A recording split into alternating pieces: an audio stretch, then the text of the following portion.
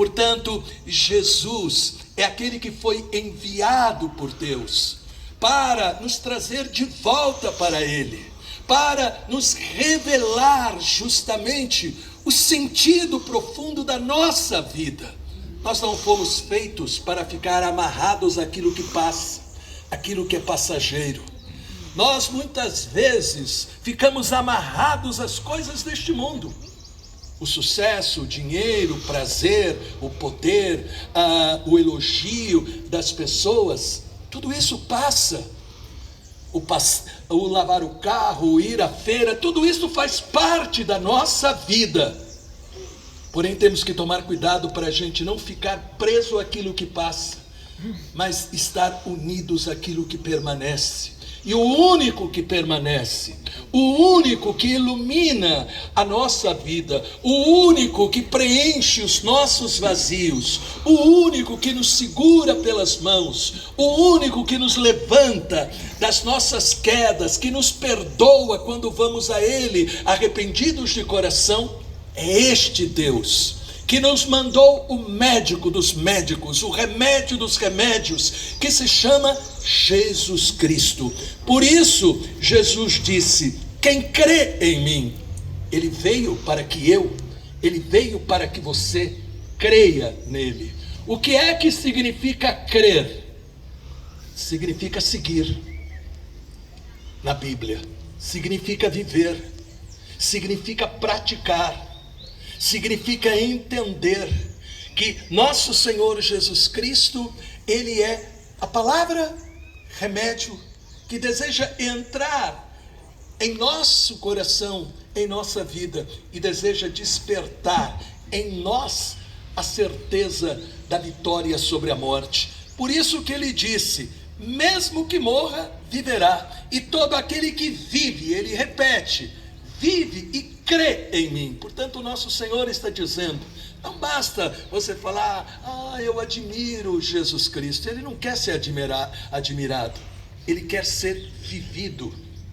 Ele quer transformar a tua vida, abrir o coração para deixar Ele entrar, permitir que Ele entre ali, aonde estão as nossas dúvidas, as nossas frustrações, e descobrir que Ele é capaz de fazer com que a gente recupere o valor que nós temos, porque nós somos obra máxima do Deus Todo-Poderoso.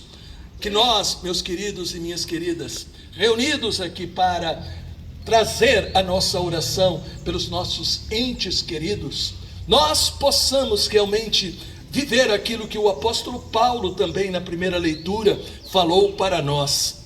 Não queremos que ignoreis a sorte daqueles que já morreram, para que não vos entristeçais como os outros que não têm esperança. Isto é, quando chega a morte na vida de muitas pessoas, infelizmente, vem o desespero. Volto a repetir, as lágrimas, a saudade fazem parte, mas o desespero é a falta de fé. E por quê? Porque mesmo que a pessoa tenha partido, nós continuamos unidos a ela. E ela conosco. Isto é muito importante. Quantas pessoas se refugiam naquilo lá? Talvez a pessoa vai conversar comigo em algum momento, em algum lugar. Não. Nós temos que entender que a morte é o momento que nós vamos definitivamente para Deus. A morte é um momento em que se abre aquela porta de luz e nós vamos para Deus. É aquilo que eu costumo sempre repetir, a palavra de Santa Teresinha, morrendo, jovenzinha, e dizia: eu não morro, eu entro para a vida. Não é fácil fazer isto, mas é um ato de fé. É um ato de fé de entender que a morte de Jesus foi a morte pelo nosso pecado. Ele morreu a nossa morte para que nós recebêssemos a sua vida. Por isso, não fuja de Jesus Cristo. Nós vivemos em um mundo que anda fugindo de Jesus Cristo. Nós vivemos em um mundo que zomba de Jesus Cristo. Basta ver o que se faz nos cemitérios. Se roubam os túmulos. Nós vivemos em um mundo que desrespeita a pessoa, a violência, a criminalidade. Nós vivemos em um mundo que está perdendo todos os valores importantíssimos da família, da vida e tantos outros valores. Portanto, nós temos que entender qual é a maior necessidade hoje em dia. A maior necessidade é que as pessoas tenham um verdadeiro encontro com Jesus Cristo. Um verdadeiro que transforme a sua vida, que faça com que a pessoa se arrependa do erro, do pecado, reconheça o que é pecado e de todo o coração, com alegria, comece a caminhar com Deus. Portanto, o dia de finados é um dia de saudade, mas é um dia de oração, de confirmação da nossa fé. Visitar o túmulo significa acreditar. Ali está a lembrança, mas o nosso ente querido não está mais aí, está na glória eterna. Amém. Isso é muito importante.